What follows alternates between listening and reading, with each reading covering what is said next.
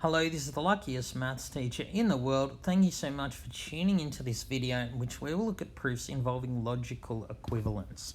But to understand this, we need to first understand what is meant by statement. So in maths, a statement is a sentence that is true or false. For example, all square numbers are odd. This is a statement. It is a false statement. There are plenty of square numbers that are not odd, like 4, 16, whatever, but it's a statement because you can easily tell whether it's true or not. It's decidably true or false. Whereas maths is awesome is not. This is just an opinion. You can't really prove, you can't really decide whether or not maths is awesome. You can decide what you think, but just because you might think maths is awesome, it doesn't make it so. So you can't prove or disprove this statement true or false. So in mathematics, we're looking at statements. I'm going to denote the statements A and B. So A just stands for any statement in mathematics, so too B just stands for a random statement in mathematics. So this notation here, we read it as A implies B. Now, A implies B means A is sufficient for B. This means if statement A is true, then statement B must be true. Another way of looking at this is if A implies B, it means the second statement is necessary for the first one. So A implies B, you can look at it two ways. It means knowing A is enough to know that B is true, or we need B to be true in order that A is true. So if two statements are both necessary and sufficient for each other, that means A implies B and also B implies A, then they are logically equivalent, and we write A is true if and only if B is true. That's how you read that here. So the idea behind two statements that are logically equivalent isn't really that they're saying exactly the same thing. It's that you can't have one without the other. Either they're both true or they're both false. So to prove logical equivalence, to prove that two statements are logically equivalent, you have to prove both directions. You have to prove that A implies B and B implies A. So this is probably sounding a bit theoretical. Let's look at an actual example where we decide whether or not two statements are logically equivalent. So we're looking at just integers or whole numbers greater than 10. X is a whole number greater than 10. So we're going to look at these two statements A and B. First statement says the last digit of X is 1, 3, 7 or 9, and the second is X is prime. These are two decidably true or false statements. If you have any integer greater than 10, you can easily determine whether its last digit is 1, 3, 7 or 9, and you can also determine whether or not it is prime. So are these two statements logically equivalent? Well, what we're really asking, is it possible that you can have one of these without the other? So let's look at whether A and B are necessary or sufficient for each other. So let's look at A implies B. Is this true or false? So is A sufficient for B? If the last digit of a number greater than 10 is 1, 3, 7 or 9, does that always mean it is prime? Now the answer to that is no. A does not imply B, because the last digit of X is 1, 3, 7 or 9 doesn't mean it's prime. We can think of heaps of examples. For example, 77 has last digit 1, 3, 7 or 9. But it is not prime. So A is not sufficient for B.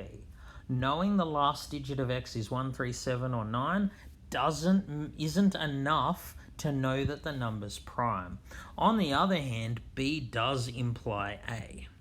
If you have a number that's got at least two digits and it's prime, its last digit must be 1, 3, 7 or 9. If its digit was something else, if it was 0, 2, 4, 6 or 8, it'd be divisible by 2 and therefore not prime. If its last digit was 5, it'd be divisible by 5 and therefore not prime. So B implies A is a true statement. So in this case, this statement is sufficient for that. B is sufficient for A. That means that A is necessary for B. So even though B is sufficient for A, the fact that A is not sufficient for B means the two statements are not logically equivalent. And that's really important for when we start proving. If you want to prove two statements are logically equivalent, if you want to prove A if and only if B, you need to prove both directions, that A implies B and B implies A. If one of these doesn't work, they're not logically equivalent. All right, let's look at now a couple of proofs. So consider a triangle with side lengths A, B, C. C is the longest side. The triangle is obtuse if and only if A squared plus B squared is less than C squared. So we have our random triangle here. We know that C is the longest side, A and B are the shorter sides. What we're being asked to do here is prove an equivalence relation. We're trying to prove that this statement here, the triangle is obtuse, is logically equivalent to this one here. So these are our two statements for which we have to prove they're equivalent. So what we want to prove is you can't have one without the other. You can't have an obtuse triangle where this is not true. On the other hand, we want to prove that you can't have this condition without it being obtuse. So we're going to prove both directions. We're going to prove one is sufficient for two and two is sufficient for one. We're going to prove that one implies two first, and then we're going to prove that two implies one. Okay, let's look at 1 implies 2. We want to prove if the triangle is obtuse, then A squared plus B squared is less than C squared. So we can actually use the cosine rule for angles here. So we know that in any triangle with side lengths A, B, and C, cos C equals A squared plus B squared minus C squared over 2AB. Now, C is going to be the largest angle of the triangle because it's opposite the longest side, which was C.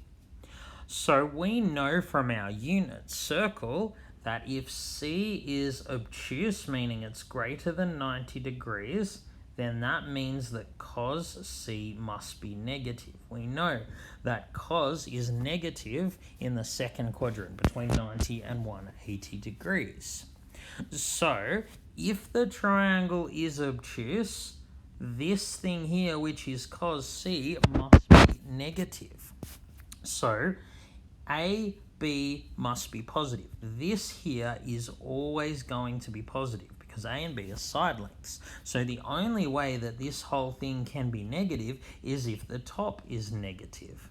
So if the top is negative, that means A squared plus B squared minus C squared must be negative, which means A squared plus B squared is less than C squared. So we've proved the first direction. We've proved that if the triangle is obtuse, then A squared plus B squared is less than C squared. So let's go ahead and prove the other way. We need to prove that if this is true, then this is true. Well, we're actually going to do something similar. Again, we're going to use the cosine rule formula for angles.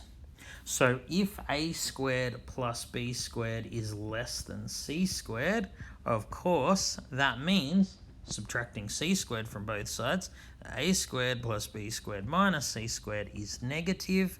Therefore, cos C will be negative. Remember, this is the numerator. If this is negative, given that this is always positive, cos C will be negative. Cos C will be negative whenever the top is negative. So cos C is negative, and if you take the cos of an angle and get something negative, you know here that C will be obtuse. Remember, angle C can't be more than 180 degrees. So we can be sure that if you take cos of an angle and get a negative answer, that angle must be obtuse. All right, let's look at one more proof of logical equivalence. So here we're looking at A some random integer. So we have two statements or two conditions. The first is A is a power of 2. That's our first statement. And the second statement is that its only factors are powers of 2. So we're proving that 1 is true if and only if 2 is true. That's exactly what logical equivalence is. We're proving that you can't have one of these conditions being true without the other also being true. So when you want to prove an if and only if statement, when you want to prove that two statements are logically equivalent, that you can't have one without the other, you need to prove both directions. So we're going to start by proving that 1 implies 2. We're going to prove that if the number is a power of 2, all its factors are powers of 2. So the key to proving this is that if a number is power of 2, we can write it as 2 to the power of something, then its prime factorization will be 2's multiplied together. There'll be k of them. We don't know exactly how many there are. Now, all of the factors of a number come from its prime factors. The factors of a number are formed by finding different combinations of products of its prime factors. Just to give you an example of that, so we know, for example, 30, its prime factorization is 2 times 3 times 5. So the way you get factors of 30 is taking different combinations of these. 2 times 3 is 6, for example, that's a factor. 2 times 5, 3 times 5, they are all factors. So any factor, therefore, of this number here will be taking some numbers of these, some combinations of these. It will just be a whole heap of 2's multiplied together. And if you take a whole heap of 2's and multiply them together, you get another power of 2. Alright, let's now prove the other way. 2 implies 1.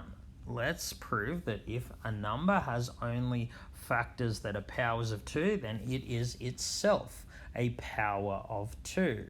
So the idea behind this is we can find two factors that multiply to a. So just like for 30, its factors come in pairs, 6 times 5, 10 times 3, 15 times 2, and so on. So let's find two factors of a that multiply to a. Well, since these two factors must be powers of 2, because all its factors are powers of 2, we can just write it as 2 to the power of m times 2 to the power of n. 2 to the power of something will be one of its factors, and the other one is 2 to the power of something else. So a can be written in this form. It can be written as the product of two factors, as every number can be, but because these factors must be powers of 2, we can write them in this form. Of course, 2 to the power of m times 2 to the power of n is just 2 to the power of m plus n. So here, m and n must be integers. So that means that this m plus n is also an integer. That means that a is 2 to the power of an integer, which means it is a power of 2. So if a number has only factors that are powers of 2, you can find two such factors, multiply them together to get a by definition of factors, and that means a will also be a power of 2. And I just want to quickly state that this would work even if a was 1, because 1 is a power of 2, and its only factor is 1, which is also a power of 2. Alright, thank you so much for tuning into this video. This has been the luckiest maths teacher in the world. Have a great day.